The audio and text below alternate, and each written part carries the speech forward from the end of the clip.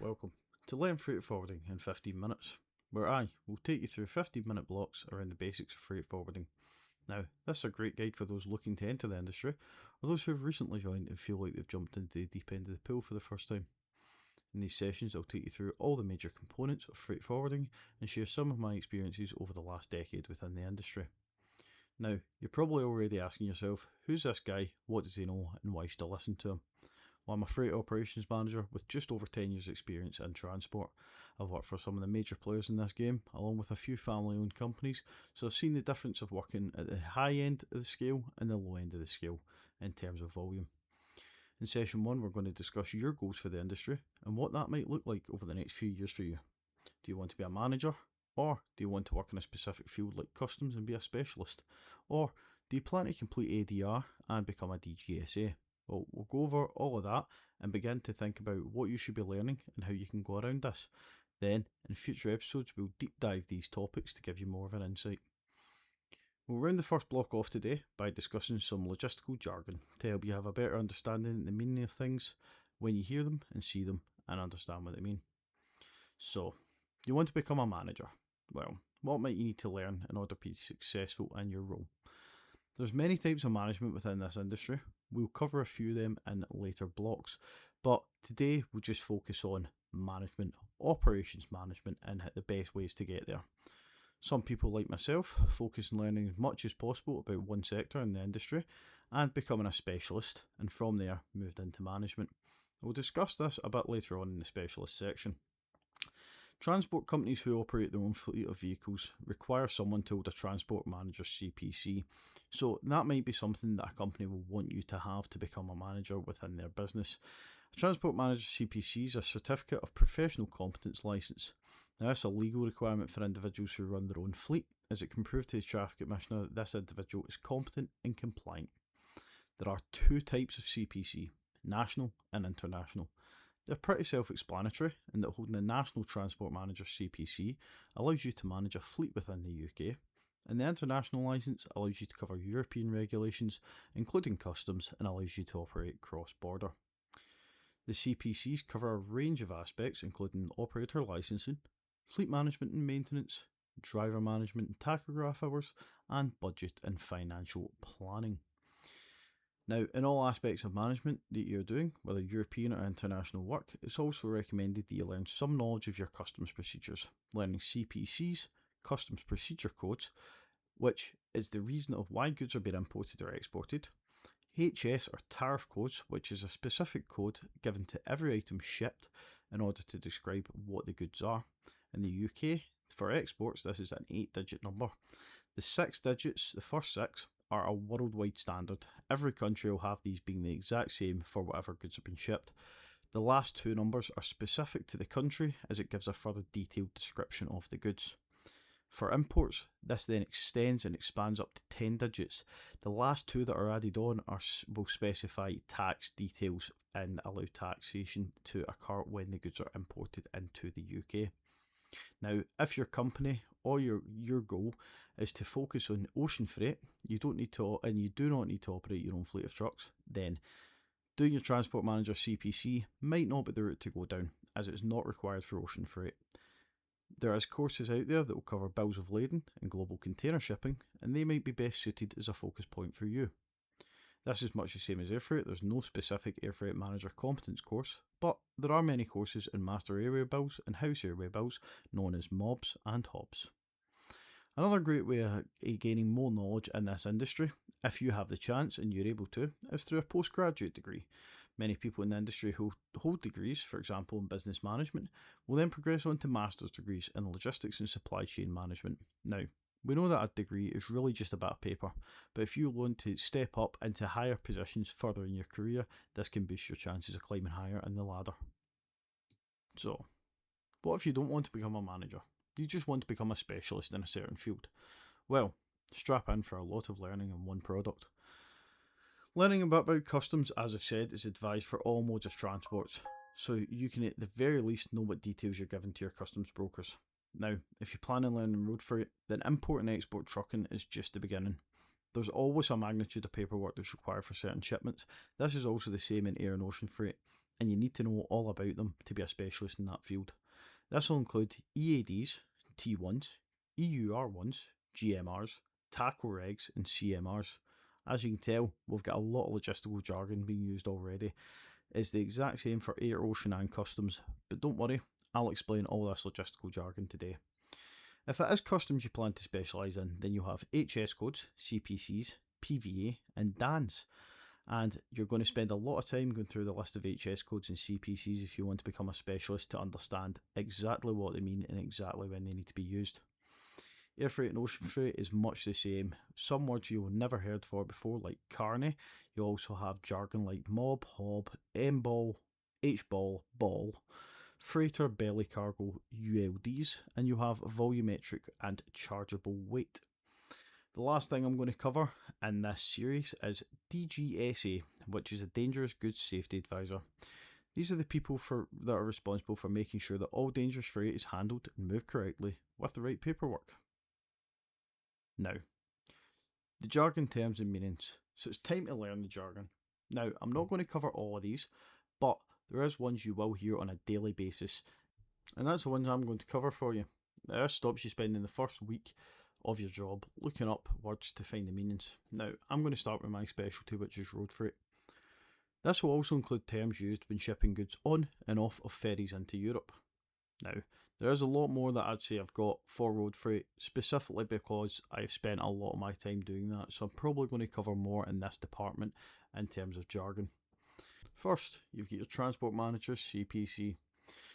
The Transport Manager's CPC is the Transport Manager's Certificate of Competence. As covered earlier, this is a requirement for transport companies to show the Traffic Commissioner that you are compliant and competent with the knowledge and regulations of running a fleet.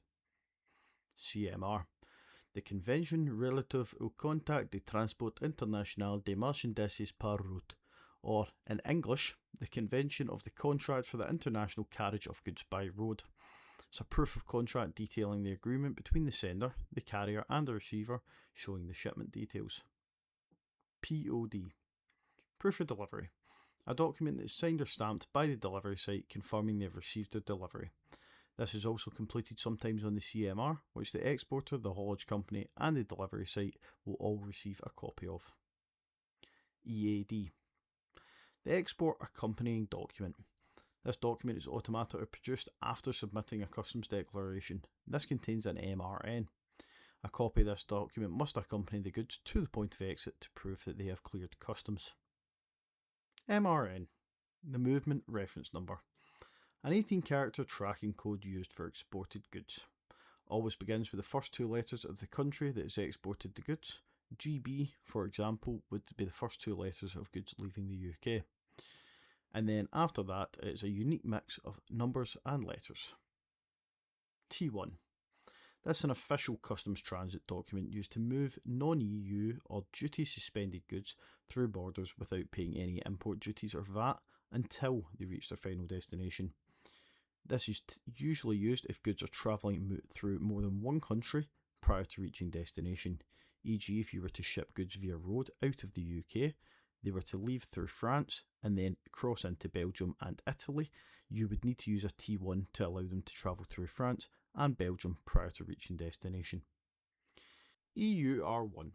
The EUR1 is a movement reference for goods that have reduced or zero import tax under specific trades agreements.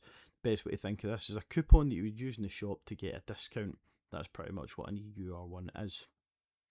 GMR. A goods movement reference. A goods movement reference links all customs declarations and MRNs into one document to allow you to move across UK borders. This must be shown to the ports or the Eurotunnel to be allowed to board to exit the country. TACO. Tachographs. Now, hopefully these are all electrical by this point.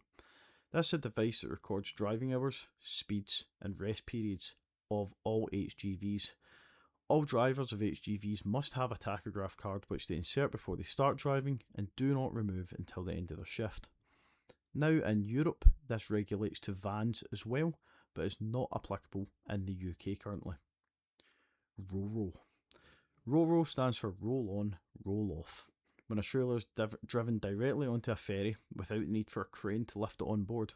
This is either done by truck or a roll trailer. LOFO, last on, first off. Now this is what some people describe as the golden ticket for a ferry. It's pretty self-explanatory. It's the last trailer on the ferry, so when it arrives at the port of destination, it is the first one off. FOLO, first on, last off. This is the exact opposite of LOFO. Sometimes this is preferred as well, as if a trailer's running a bit fast and it's going to be at a delivery site too early. If it goes on FOLO, it'll be last off, can cause a slight delay, which will put your timing slightly back into sync. A shunt. A shunt is a container movement within yards, ports, or bulkhead rail yards. This is done without moving goods or the trailer containers onto public access areas. Now, customs for jargon. There's only a few we're going to look at here. The first is an HS code. This is a harmonised system code. It is the categorised description of goods on a harmonised worldwide system. As we discussed earlier, this is the first 6 letters of an HS code, and it allows over 200 countries to describe goods exactly the same based on these numbers. CPCs, Customs Procedure Codes. Now this is the reason for the export or the import of goods. We'll discuss these further later on, but to give some examples, that will be import or exports for home use, return goods, OPR, which is outward processing relief, and IPR, which is inward processing relief. There's multiple more that we will go through, but that's the main ones that are used in the UK for standardised goods. PVA, Postponed VAT Accounting. This allows for registered VAT companies to declare and recover import VAT on their VAT returns rather than to having to pay it on arrival of the goods into the UK. DAN, Deferment Account Number. The deferment account number allows businesses to delay the payment of customs duties and import taxes. Some customers don't have their own DAN but still want a delay on this payment, so some companies offer their DAN for use for a fee. Air freight. Air freight, you have a few jargon terms. The first ones are HOB and MOB. These stand for House and Master Airway Bills. The House Airway Bill is a document that's issued by the forwarder to the shipper that will contain details about their shipment. The Master Airway Bill, on the other hand, is a document that is issued from the airline to the forwarder. Now, if there's a consolidated load, this will have every single item of that consolidation showing on it. A carnet. A carnet is technically a passport for goods. It's an international customs document and it allows goods to cross over borders without paying duties or taxes. A freighter. A freighter is a cargo aircraft. It's designed only to transport cargo and is not fit for passengers. Belly cargo. Belly cargo is when goods are transported in the lower deck of a passenger plane underneath the aircraft along with the luggage. A ULD.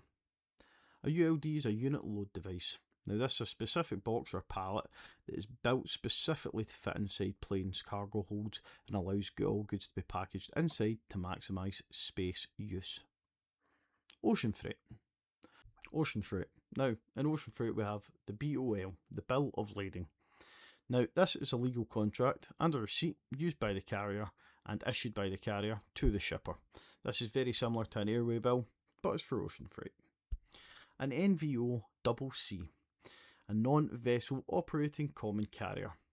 Now that is just simply a freight forwarder who buys space on vessels to sell to its customers. Now, out with the specific terms, we also have some general jargon terms. We have FCL and LCL. Can also be used as FTL and LTL.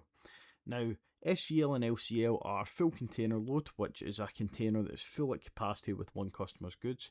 The same as an FTL for road freight is a full trailer load. The trailer is filled with goods and there is no space available on it.